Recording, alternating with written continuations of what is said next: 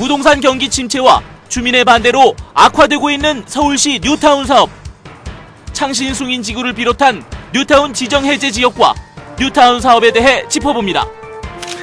서울 시내 금연시설이 9만여 곳으로 확대된 가운데 금연제도 정착 과정에 끊이지 않는 잡음들, 흡연 단속 실태의 실효성에 대해 알아봅니다.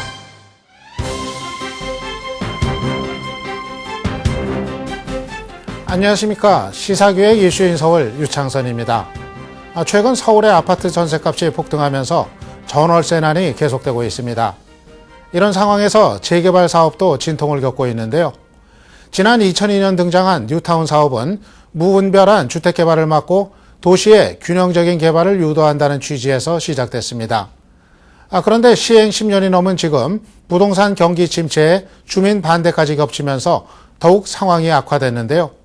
특히 사업성 확보까지 어려워지면서 주민 부담만 늘고 있는 실정입니다. 지난 6월 13일 창신, 숭인, 재정비 촉진지구에 대한 뉴타운 계획이 백조화되면서 재개발 해제가 눈길을 끌고 있는데요. 뉴타운 지정 해제와 뉴타운 사업 전반에 관해 오늘 강혜진 기자와 이야기 나눠보도록 하겠습니다. 강 기자 이 자리에 나왔습니다. 안녕하세요. 네, 안녕하세요. 뉴타운 사업하면은 이명박 전 대통령이 서울시장 할 때였었죠. 그때 시작됐던 사업인데 취지는 뭐 좋았던 것 같은데 그런데 뭐 이제 살던 집을 허물고 이제 새로 짓는다. 그 과정에서 또 여러 가지 문제도 예상이 됐었는데 어땠었죠? 네, 그렇습니다. 일반적인 재개발 재건축 경우에는 민간주도 사업이다 보니까 이 기반 시설을 세우지 못한 탓인데요. 문제는 제한된 개발 조건에 대해서 주민들의 찬반이 거세다는 겁니다. 이 사업 시작 당시에는 낡은 집을 허물어서 새 주택을 짓고 도로나 공공기반 시설을 정비한다는 계획이지만 사실 시작부터 많이 삐걱거렸습니다. 화면으로 함께 만나보시죠. 지난 2002년 서울시가 뉴타운 사업구역으로 은평, 기름, 왕십리 등 34곳을 처음 지정했습니다. 당시 지역 개발에 대한 기대감으로 주택 가격이 수직 상승했고 오세훈 전 서울시장도 2006년 지방선거 유세 당시 뉴타운 50곳 추가 건설을 공약으로 내세우며 배턴을 이어받았습니다. 하지만 2008년 리먼 브라더스 사태로 촉발된 글로벌 경제 위기와 이후 이어진 부동산 경기 침체로 인해 뉴타운 열풍은 된서리를 맞으면서 주춤했습니다. 결국 2011년 11월 취임한 박원순 서울시장은 임기 내 새로운 뉴타운 지정은 없을 것이라며 잠정 중단을 선언했습니다. 당초 뉴타운 사업의 찬반 여론이 거센 상황인데다 주민 뜻을 받아들여 절충하기란 어렵다는 겁니다. 예, 사실 뭐 뉴타운 사업 시작할 때만 하더라도 아주 그냥 요란하고 떠들썩했었어요. 네. 저 때는 주민들이 그냥 환영하고 서로 하려고 그러고 이제 그랬었는데 그런데 지금 본 것처럼 이제 저렇게 되면서 주민들 피해 늘어나고 있는 상황인데 그동안 부분적으로 손질이나 수정한 곳들은 있었지만은 이렇게 이번 창신 숭인처럼 아예 그냥 전체 해제한 건 처음이죠. 네, 그렇습니다. 이 서울시 35개 뉴타운 지구 가운데 처음으로 지정이 해제된 곳이 바로 창신 숭인동 지역인데요. 주민들 30% 이상이 뉴타운 지구를 해제를 오랫동안 요청한 결과물이기도 합니다. 하지만 해제도 문제가 정말 많습니다. 개발에 미련을 버리지 못한 또 일부 주민들이 상당수가 있기도 하고 또 해제 후에 창신 숭인동 에 낙후된 곳을 어떻게 개발할 것인가에 대한 주민 의견도 많이 분분합니다. 구청이 주민 의견 수렴에 나서고 있지만 해법을 찾기란 정말 쉽지 않은데요. 자세한 내용을 직접 취재했습니다. 서울시가 발표한 창신 숭인 뉴타운 해제 구역은 모두 7곳. 추진위가 결성된 창신 11구역을 제외한 창신 7구역에서 10구역, 12구역과 숭인 1구역에서 2구역이 뉴타운 해제 지역입니다. 이미 도시환경정비 구역으로 지정된 창신 1동부터 6동까지도 해제구역과 함께 재생사업이 추진됩니다. 토지 소유자의 뉴타운 지정 해제에 동의한 결과지만 아직 사업 추진을 요구하는 주민들의 목소리도 높습니다.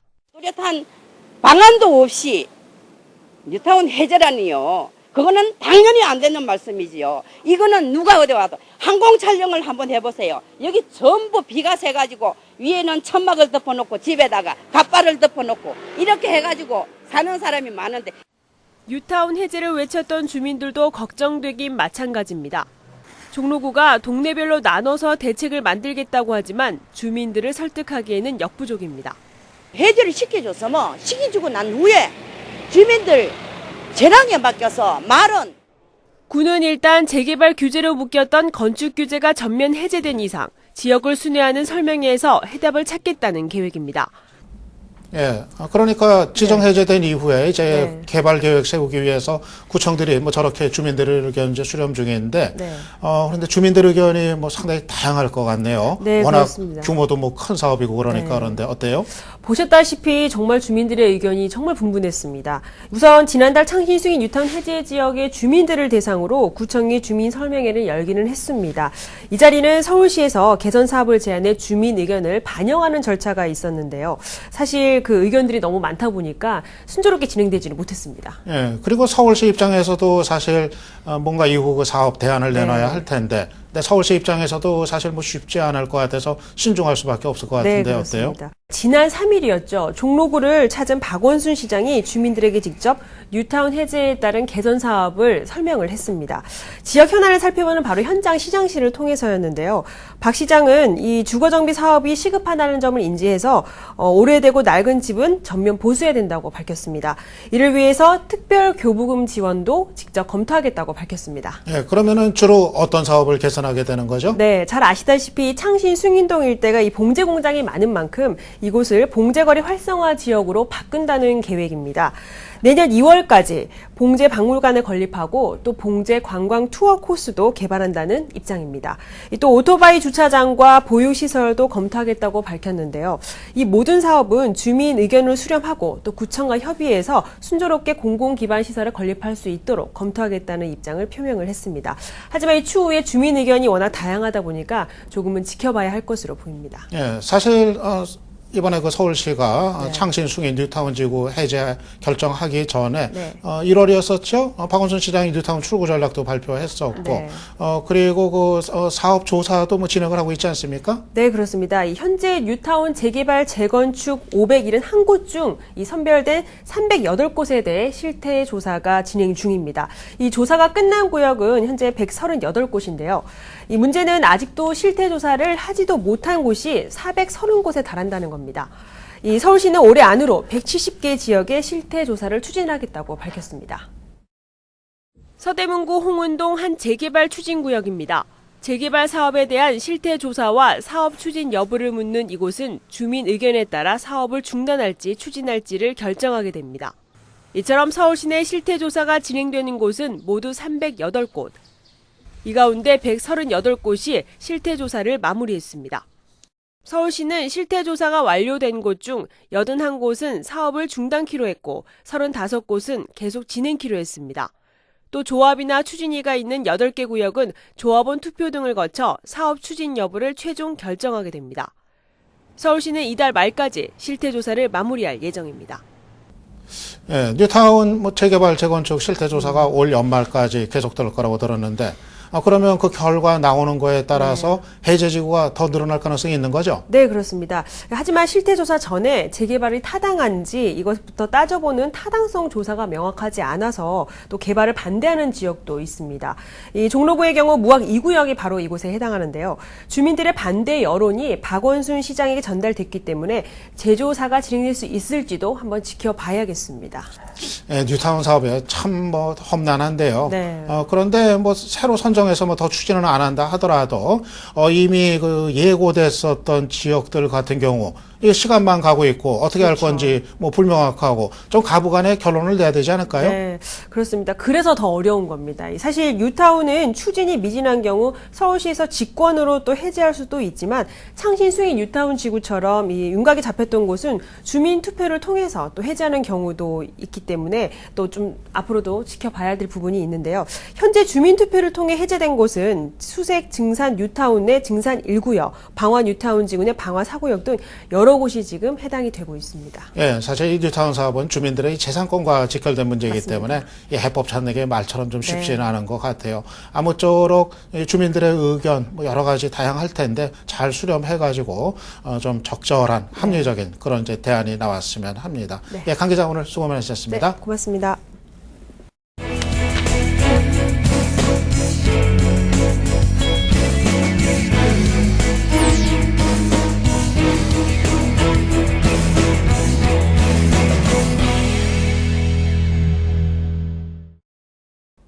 최근 기하급수적으로 늘고 있는 게 있습니다. 애연가들은 무엇인지 짐작하실 텐데요. 바로 금연구역입니다. 정부가 강화된 금연정책을 내놓으면서 여러 공중이용시설이 빠르게 금연구역으로 바뀌고 있습니다. 하지만 너무 빨라서일까요? 곳곳에서는 이 금연구역 확대로 인해 잡음이 생기고 있는데요. 그래서 금연정책에 대한 논란, 오늘 취재기자와 함께 알아보겠습니다. 이 자리에 김대우 기자 함께했습니다. 안녕하세요. 네, 안녕하십니까. 예, 먼저 최근에 시행되고 있는 금연 정책들 어떤 네네. 것들인지 먼저 그거부터 좀 소개해 주시죠. 예, 지난해 12월이었죠. 이 보건복지부가 음식점과 찻집 그리고 호프집 등에 대해서 금연구역을 지정을 했는데, 앞서 언급한 모든 업소가 이 금연구역이 다 된 건 아닙니다. 일정 기준 이상에서만 담배를 피울 수가 없습니다. 서울시내 공중이용시설 가운데 학교와 체육시설 등을 포함한 금연구역은 8만 9천여 곳. 이 가운데 가장 많은 수를 차지하는 게 술집을 포함한 음식점으로 2만 곳에 육박하는 음식점에서 흡연 행위가 제한되고 있습니다. 1000제곱미터 이상의 복합용도 건축물 1만 8천여 곳과 의료기관 1만 6천여 곳도 금연구역으로, 금연구역으로 지정된 다중이용시설에서 담배를 피우다 적발될 경우 과태료 10만 원이 부과됩니다. 학교도 금연구역 가운데 한 곳입니다. 초등학교와 중학교, 고등학교는 운동장을 포함한 모든 곳에서 담배를 피울 수 없습니다. 하지만 대학교는 조금 다릅니다. 건물 안에서만 금연으로 운동장을 포함한 학교 건물 밖에서는 흡연이 가능합니다. 금연구역인지 아닌지 조금 헷갈리는 다중이용시설도 있습니다. 골프장과 같이 1000명 이상을 수용하는 체육시설은 금연구역이지만 같은 체육시설인 당구장은 1000명 이상 들어갈 수 없기 때문에 예외입니다. 헷갈리기는 술집을 포함한 음식점도 마찬가지. 현재 150제곱미터 이상의 음식점만 금연구역으로 내년부터는 100제곱미터 이상으로 확대됩니다. 또 2015년부터는 모든 음식점에서 담배를 피울 수 없게 됩니다. 김대우 기자는 담배 네. 피세요? 예, 저는 아직까지 피고 있습니다. 불만 많으실 것 같은데. 네. 저렇게 되면은 정말 한 집 건너서 다 금연구역이다 이런 얘기도 나올 법한데. 그렇죠. 아무래도 이 애연가들 입장에서는 불만이 제법 나올 것 같아요. 예, 물론 저도 그랬지만 처음에는 다소 혼란이 있었던 것은 사실입니다. 어제만 해도 담배를 피울 수 있었던 곳이 하루아침에 이 금연구역이 되다 보니까 다소 황당하다는 반응이 나오곤 했는데요. 요즘은 금연구역에서 무턱대고 담배를 피우는 시민들은 많이 찾아볼 수 없을 정도로 이 금연 정책이 어느 정도 정착됐다라고는 볼 수가 있겠습니다. 예, 그러면은 금연 정책이 일단은 잘 지켜지고 있다는 얘기인데. 네. 그런데 논란이 되고 있는 이유는 뭔가요? 애연가들의 반발이 아닙니다. 바로 이 금연구역으로 지정된 업주들의 불만인데요. 가장 큰 불만은 금연 정책이 형평성에 어긋난다는 겁니다. 150제곱미터가 넘어 금연구역으로 지정된 강서구의 한 술집입니다. 밤 9시가 넘었지만 가게 안이 썰렁합니다. 경기가 살아나지 않아 소비자들의 지갑이 아직까지 열리지 않는다는 이유도 있지만 업소 관계자는 불황의 또 다른 이유로 금연 정책을 꼽고 있습니다. 금연구역으로 지정된 이후 매출이 30% 넘게 떨어졌다고 하소연합니다. 사비를 털어 흡연실까지 만들었지만 담배를 피우는 손님들의 반응은 냉담하다고 설명합니다. 반면 일부 술집은 손님들로 북적입니다. 150제곱미터가 되지 않아 아직까지 가게 안에서 담배를 피울 수 있다는 점에서 애연가들에게 인기를 얻고 있기 때문 금연 정책이 업소 홍보 수단으로 사용되고 있는 겁니다. 한쪽에서는 돈을 들여서 어마어마한 시설에서 금연시설을 만들어놨는데 적은 평수들은 전자석 흡연 가능 이렇게 밖에다 광고까지 내놓고 이런 시점이 되니까. 예, 이 금연구역 문제가 단지 담배 피고 못 피고 이걸 네. 넘어서서 저렇게 먹고 사는 문제하고 직결되면 이거 간단한 그렇죠. 문제가 아니다 이제 생각이 드는데 네. 사실 같은 업종 가게여도 어디는 되고 안 되고 이런 상황에서는 당장 금연구역이 돼서 매출 떨어지는 그런 업주들 같은 경우 이 불만이 상당할 것 같네요. 네, 이 매출이 하락됐다라는 소리가 다소 과장된 면은 없지 않지만 사실인 것은 틀림없어 보입니다. 여기에 일부 업소가 담배를 피울 수 있다는 점을 가게 홍보 수단으로 사용하면서 불난집에 부채질한 꼴이 됐습니다. 금연 정책에 불만을 나타내는 목소리는 또 있었는데요. 바로 PC방 업주들입니다. 이 청소년들이 즐겨 이용한다는 점에서 PC방이 이 전면 금연 구역이 됐는데 앞서 살펴본 것처럼 아직은 당구장은 금연 시설이 아닙니다. 상황이 이렇다 보니까 일부 PC방은 아직도 담배를 피울 수 있게 하고 있습니다. PC게임을 즐기는 성인 가운데 애연가들을 고려해 그동안 PC방은 흡연실과 금연실로 나눠 운영했습니다. 하지만 지난 6월부터 전면 금연구역이 되면서 흡연실을 따로 만들지 않는 한 PC방에서는 절대 담배를 피울 수 없게 됐습니다. 그렇다면 PC방 이용객들은 담배를 피우지 않을까? PC게임을 즐기는 손님들이 너도 나도 담배를 피웁니다. 하지만 재떨이의 모습은 찾아볼 수 없습니다. 대신 종이컵이 등장했습니다. 금연구역으로 지정된 업소에서 흡연 행위가 이뤄질 경우 업주는 적발 건수에 따라 170만 원에서 500만 원을 내야 합니다. 3번 적발되면 과태료만 무려 1,000만 원. 일부 PC방에서는 재떨이 대용으로 종이컵을 나눠주며 단속망을 교묘히 피해가고 있습니다. 사실 PC방 업주들이 가장 좀 민감하게 반응하더라고요. 네, 그렇습니다. PC방에서 담배 못 피게 하면 누가 일부러 굳이 와서 하겠느냐. 그렇죠. 뭐 이제 그 얘기였는데 네. 결국은 저렇게 이제 꼼수까지 등장을 했어요. 네. 재떨이는 안 되니까 대신 이제 종이컵으로 그렇죠. 이런 지경이 됐네요. 네네, 그렇습니다.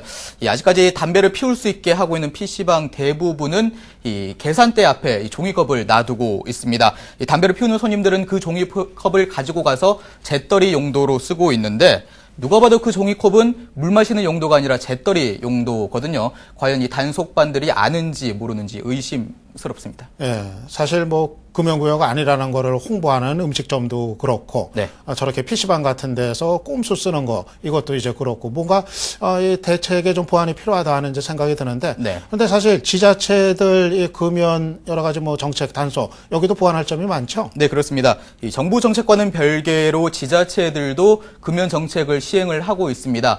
공원과 그리고 일부 거리에 금연 구역이다라는 이 현수막 많이들 보셨죠. 이를 두고도 제도적 정비가 필요하다는 지적이 나오고 있습니다. 동대문구가 금연구역으로 지정한 외대 앞 거리입니다. 외대 정문에서 외대 앞 지하철역까지 250m 정도가 해당됩니다. 담배를 피울 수 없는 곳은 차로 옆 인도로 골목길은 제외됐습니다. 골목길 가게 업주들은 담배를 피우기 위해 애연가들이 골목길로 들어온다며 하소연합니다. 쓰려고 정신없어요. 쓰려고 주차를. 저부터 끝까지 담배 캐야겠죠. 당연히 그러면 더 심해지지 골목들. 예, 저런 건 참 묘하네요. 인도는 금연구역이고 이 골목길은 괜찮다. 네. 그럼 어떻게 되는 거예요? 한 발은 인도에 걸치고 다른 한 발은 골목길에 걸치고 담배 피우면은 괜찮은 거예요? 애매하죠. 애매해요? 네, 어떻게 그 단속을 하는지 잘 모르겠는데 이 금연 정책은 간접 흡연 피해를 줄일 수 있다는 점에서 반드시 긍정적인 측면은 있는 것 같습니다. 하지만 이 같은 금연 정책 때문에 또 다른 피해가 발생한다면은 옳은 일만은 아니라고 볼 수가 있을 것 같습니다. 예, 아무래도 시행 초기이다 보니까 여러 가지 뭐 혼선 또 부작용 이런 거 뭐 불가피할 것 같은데 아무쪼록 좀 빨리 미비점들 보완해가지고 금연 정책이 빨리 안정화됐으면 좋겠습니다. 예, 오늘 김대우 기자 수고하셨습니다. 네.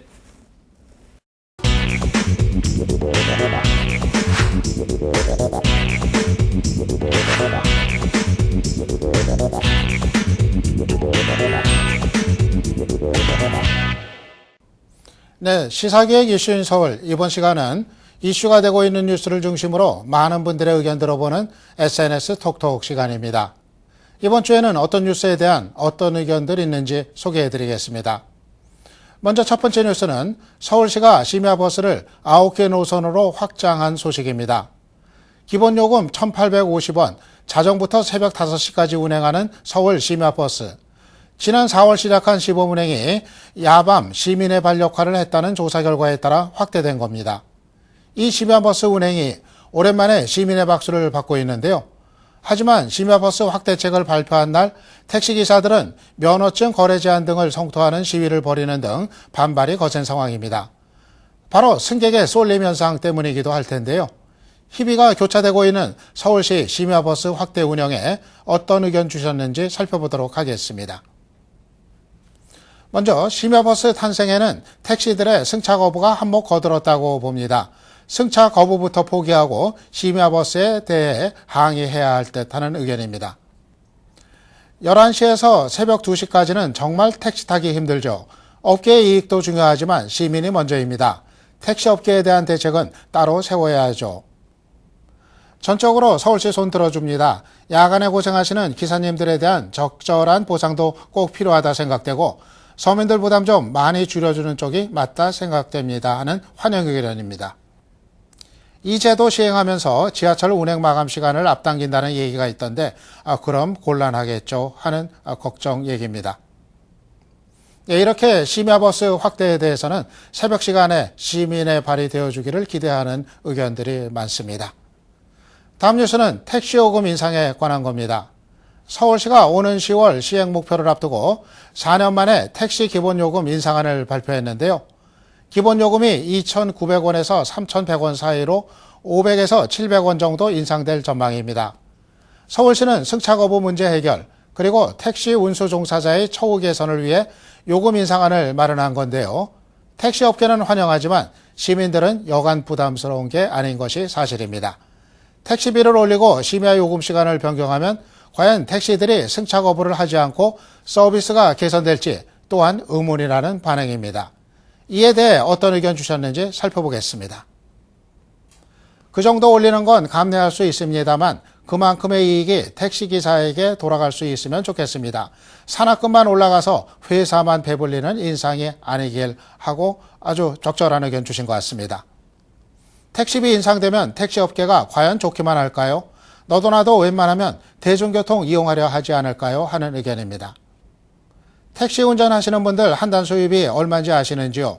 법인 택시 운전기사분들 수입도 그렇고 직업 만족지수도 매우 떨어지는 직업입니다. 이번 택시요금 인상은 불가피해 보이긴 하는데요. 다만 요금 인상이 택시 운전기사분들의 처우 개선 그리고 서비스 질의 개선 이쪽으로 꼭 연결이 됐으면 합니다. SNS 톡톡 이번 시간 마지막 뉴스는 서울시의 무상보육 정책과 관련한 내용인데요. 서울시가 0세에서 5세 영유아의 무상보육 예산을 마련하기 위해 2천억 원어치의 지방채를 발행할 계획을 밝혔습니다. 발등에 떨어진 무상보육 대란, 내년 지방선거를 앞두고 그에 이어진 정치적 쟁점화에 대해 시청자분들의 의견 살펴보도록 하겠습니다. 대통령의 공약을 왜 지방자치단체에 떠넘기는 건지, 서울시만 다른 기준으로 더 부담하라는 것은 말도 안 되는 천사 아닌지, 서울 시민들은 왜 지켜만 보는 건지 이해할 수 없네요 하는 의견입니다. 서울에 아이가 많으니 예산을 더 투입해도 될까 말까인데 유독 서울시만 더 내라니 거기다 정치니 불법이니 표에 눈먼 공약으로 생색은 다 내고 바닥난 예산에 지원은 않고 뭐하는 거임 하고 정부를 비판하셨습니다. 영유아 무상보육 공약도 못 지키면서 출산은 적극 장려하겠죠? 2세를 낳을 수 없는 환경, 점점 더 비정상적인 사회가 되어가는 것 같다고 의견 주셨습니다. 무상보육 예산 문제에 관해서는 역시 정부가 적극적으로 서울시를 지원할 필요가 있다. 이런 의견들이 많은 것 같습니다.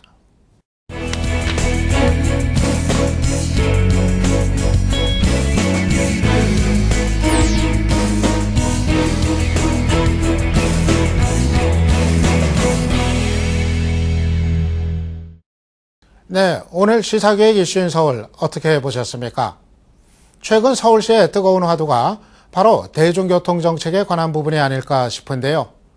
경전철 사업과 심야버스 운행, 그리고 택시 요금 인상 등 이해관계가 얽혀있는 택시와 버스, 지하철, 이 세 대중교통의 정책 변화가 과연 어떤 효과를 가져올지 귀추가 주목되고 있습니다. 아무쪼록 이해관계가 첨예한 교통정책이 시민의 편의와 삶의 질 향상에 효과적으로 기여하기를 바라겠습니다. 매주 새로운 주제가 올라오는 SNS 톡톡에도 많은 의견 부탁드립니다. 시청해 주셔서 감사합니다.